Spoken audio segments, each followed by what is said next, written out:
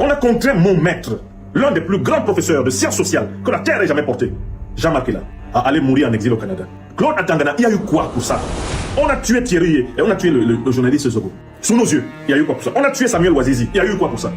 Et quand Anissé vient de crever dans vos cellules, il y a eu quoi pour ça? Mais comment vous pouvez parler de respect à Paul Biya alors qu'il n'a jamais respecté personne dans ce pays? Il respecte qui, lui? Comment doit-on respecter un vieillard qui n'a de respect pour personne? Seulement parce qu'il est vieux? Donc il suffit d'avoir des cheveux blancs pour être respectable? Non, il y a des vieux cons et il y a des jeunes sages. Ouais. Ce que tu fais, te fait. John Tebo et Bofo. Ce qui doit arriver, va arriver. Respecter un dictateur, c'est se mépriser soi-même. Suite à un post du professeur Franklin Nyamsi dans un de ses réseaux, il s'est vu tancé par un de ses compatriotes de dénommé Claude Atangana. Et au moins du respect pour le grand âge du président de la République d'Étienne. Face à cet affront, le professeur Nyamsi répond par un réquisitoire implacable. Je ne peux avoir que du respect pour le grand âge du président de la République. Loin de moi l'idée de me moquer de cet âge, car qui parmi nous vivants peut dire dans quel état il arrivera à cet âge-là? Ma critique n'est aucunement basée sur le grand âge du président. Il ne s'agit plus de respecter un vieillard, mais de juger un gestionnaire dont le bilan sur 43 ans se mesure à une désindustrialisation systématique des ascenseurs sociaux. Ici illustré par la clochardisation volontaire du corps enseignant et le vol structurel des pensions de retraite. De façon pragmatique, le professeur Nyamsi expose un gouvernement basé sur la prédation ou la violence d'État. L'assassinat des religieuses, en passant par la disparition et la répression des mouvements sociaux, n'est pas un excès conjoncturel, mais un outil de gestion quotidienne brisant la réciprocité fondamentale qui fonde la légitimité politique. Aujourd'hui, le président Biya se trouve diminué et dans une incapacité totale à trancher sur la question de sa succession ou encore à signer ce décret.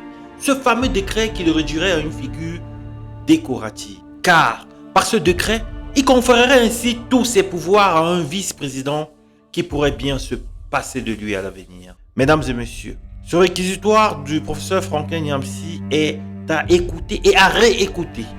Je vous laisse en compagnie de la vidéo afin que chacun de vous puisse se faire son idée propre. Mesdames et messieurs, n'oubliez pas de commenter, de liker et surtout de vous abonner. C'est gratuit et ça nous fait plaisir. Paul Biya veut rentrer à Nvomeka, son village, pour échapper à la malédiction d'Amadou Ahidjo. Allons dans mon pays natal, le Cameroun. Il y a un homme né en 1933. C'est un homme de bientôt 94 ans qui, au regard de son âge avancé, est nécessairement désormais dépendant de ses proches, notamment de sa femme. Chantal Pulchéry Vigourou, épouse Biya. Cet homme, Paul Biya, qui est dans les meubles de l'État du Cameroun depuis 1961, cet homme-là, au pouvoir depuis pratiquement 43 ans, n'est plus depuis plusieurs années en capacité d'exercer quotidiennement le pouvoir. En raison de son âge avancé, sa lucidité est alternée. C'est une lucidité clignotante. Plus que clignotante, elle-même c'est une lucidité arythmique. C'est-à-dire qu'il passe par de longues heures durant lesquelles il ne sait pas qu'il existe, il ne sait pas où il est, il ne sait pas ce qu'il fait et il ne sait même pas qui est autour de lui. Je ne me moque pas ici du grand âge de M. Biya, car Dieu seul sait dans quel état nous serons si nous arrivons à son âge. C'est pas cela qui est en cause. Ce n'est même pas une critique du grand âge qui, de toutes les façons, est la voix commune des humains.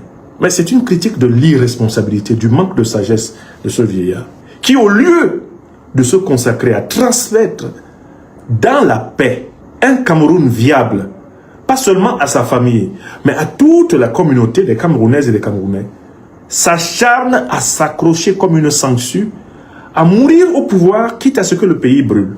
Et c'est par là que je réponds à Claude Atangana, un de mes compatriotes qui est venu sur ma page Facebook me tancer que je n'aurais pas de respect pour le président Biya, qui est quand même une personne âgée. Je voudrais demander à Claude Atangana et à tous mes compatriotes qui continuent à soutenir, certes ils sont une minorité, ce tyran de Biya. Est-ce que Paul Biya a eu du respect pour ses aînés, ceux qui sont nés avant lui au Cameroun? Est-ce qu'il a eu du respect pour les personnes âgées du Cameroun? Je prends l'exemple de mon père.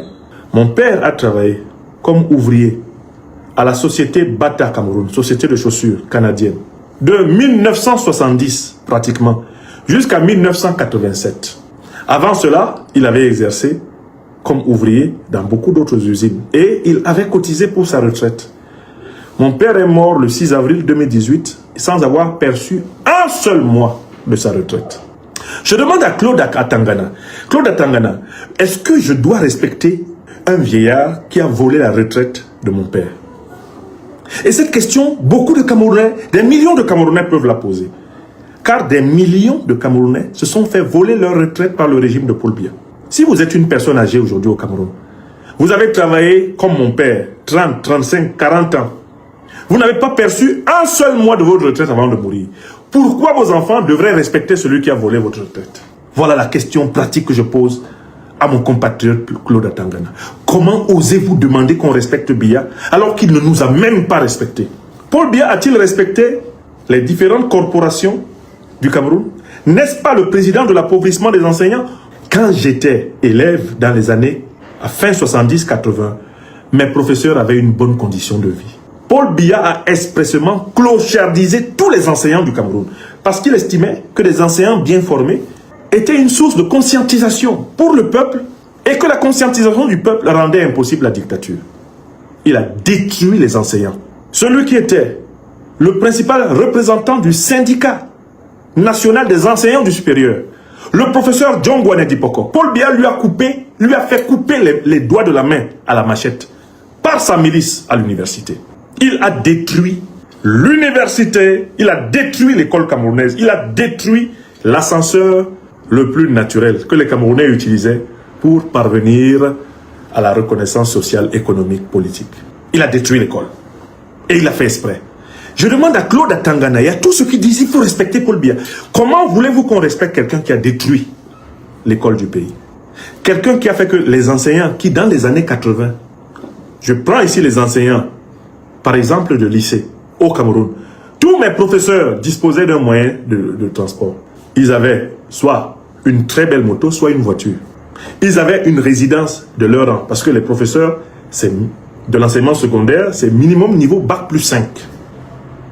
Ils entrent minimum avec une licence ou une maîtrise à l'école normale, ils font 2 années, ils ressortent avec Bac plus 5 plus 6. Mais maître, quand j'arrivais au lycée de Yabassi, en 1987-88, mes maîtres vivaient dans une condition exemplaire. Paul Biya a détruit tout cela. Aujourd'hui, un enseignant du secondaire ou même du supérieur sont obligés d'enseigner dans 4 ou 5 établissements dans la semaine pour joindre les deux bouts. Encore que. Donc, on se détruit en enseignant. C'est cela qui a entraîné le triomphe de la corruption dans tout le système éducatif. Dans mon enfance camerounaise, entre 1972 et 1980, je ne connaissais pas ça. Le pétrole a coulé, on ne connaissait pas ça. Sous Paul Biya, le pétrole coule. Claude Atangana, chers compatriotes, et vous tous qui continuez à nous demander de respecter Paul Biya, dites-moi, les injustices flagrantes qu'il y a eu au Cameroun. Je prends nos compatriotes de l'armée, originaires du Nord, qui ont été massacrés dans les procès de Mbalmayo. Claude Atangana, quel est le rituel national qui a permis de rendre à ces gens leur dignité? Claude Atangana, les Camerounais qui combattaient le colonialisme français entre 1955 et mettons 1971 et qui ont été massacrés, soit 1 million de personnes. Claude Atangana, qu'est-ce qui a été fait dans notre pays, le Cameroun, pour que ces gens-là soient respectés? Vous demandez de respecter Paul Biya, mais qu'est-ce qui a été fait pour que 1 million de Camerounais massacrés avec la complicité justement de Paul Biya et d'Aïdjo, qu'est-ce qui a été fait pour que ces gens soient respectés? Qu'est-ce qui a été fait, Claude? Vous nous demandez de respecter un type comme ça qui a passé toute sa vie à mépriser. Je prends les tragédies camerounaises.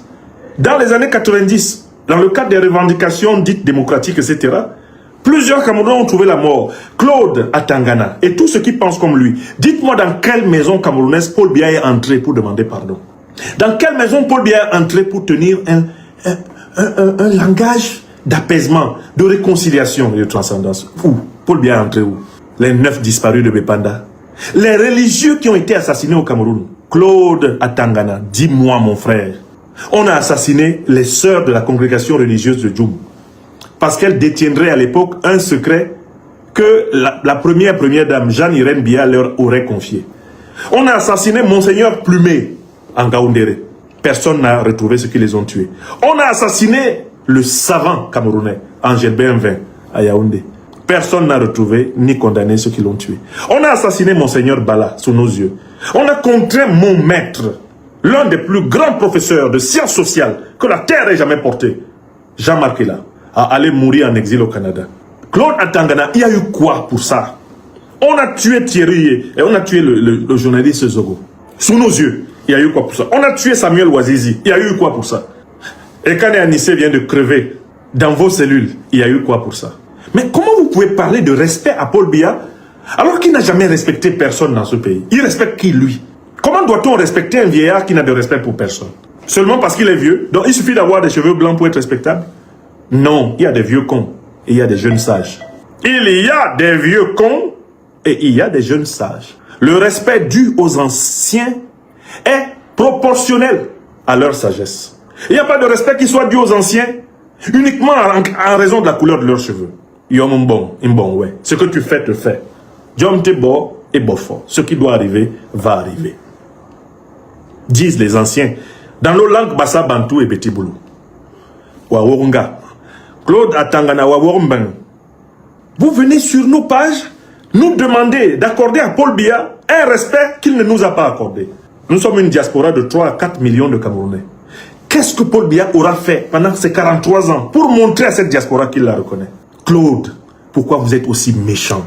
Pourquoi vous en êtes arrivé à perdre même, c'est-à-dire que le minimum d'humanité que vous devriez même avoir envers vos propres enfants? Qu'est-ce que Paul Biya a fait pour le centre-sud du Cameroun? Combien de fils du centre-sud du Cameroun que Paul Biya a bousillé? Je laisse, parce que comme si on se met à parler des autres régions, moi-même je m'appelle Niamsi, je suis un Niamsi de Yabassi, mais on a des Niamsi à Bangante, on a des Niamsi à Douala. Dès que moi je parle, certains d'entre vous sortez, vous tombez sur mes frères Bamileke pour les insulter. Et du coup je deviens Bamileke et j'assume. Chaque fois que vous insultez un Camerounais à cause de son origine ethnique, j'aimerais être de cette ethnie. Moi je suis Wa Cameroun. On ne m'a jamais trouvé dans une équation de tribu. Je ne suis ni pour le tribalisme d'État, ni pour le tribalisme d'opposition. Mais écoutez, quand on vous parle, prenons donc la région d'origine de Paul Biya. Il a fait quoi de bon pour vous?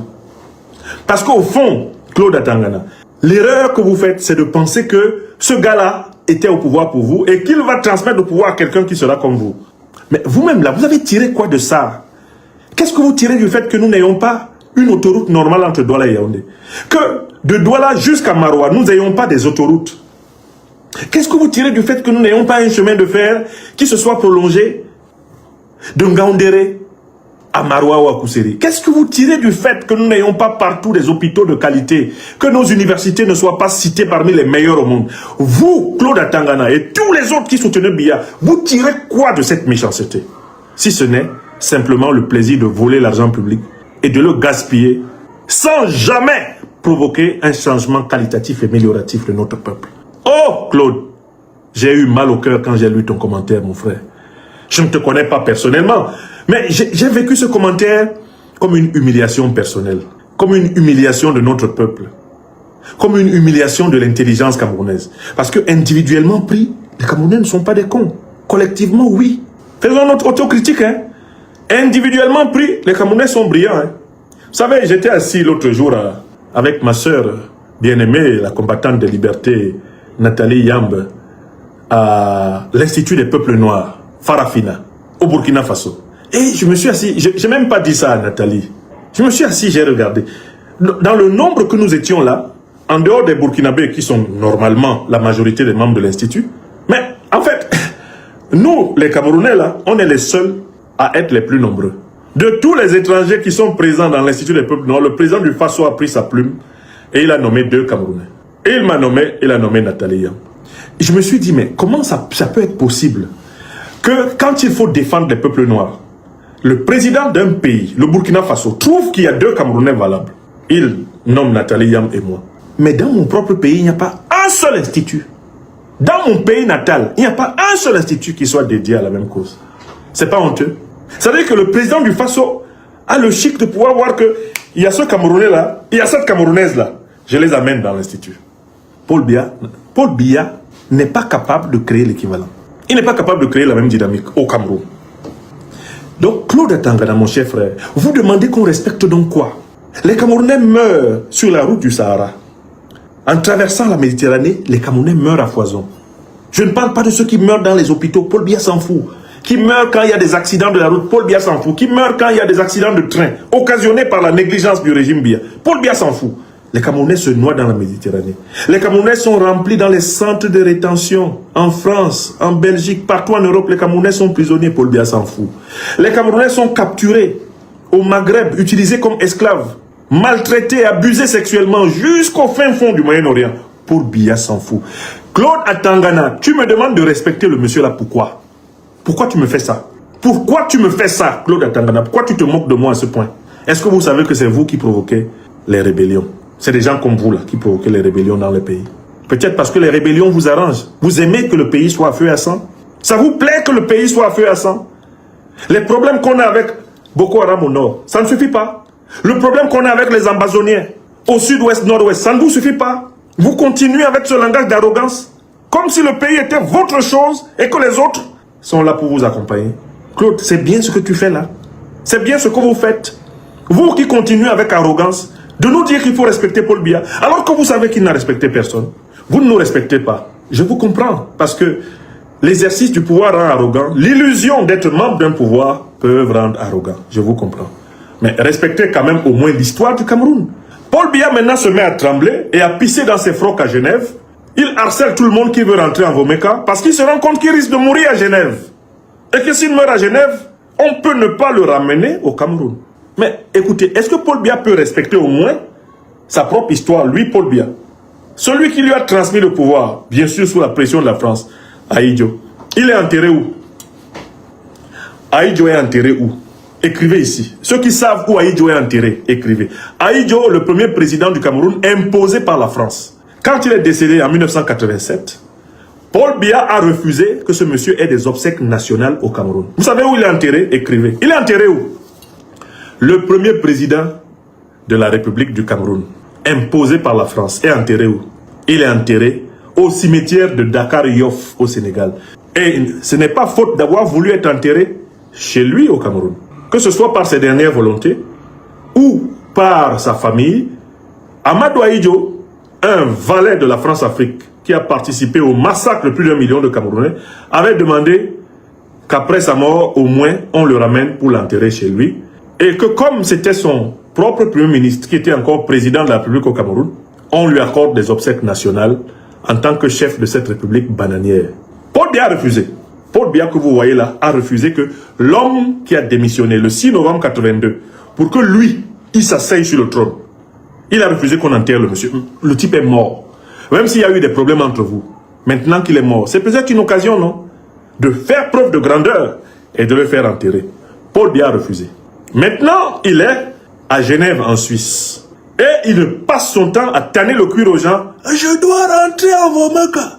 Je dois rentrer en Vomeka. Il ne faut pas que je meure ici. Ah non, je dois rentrer.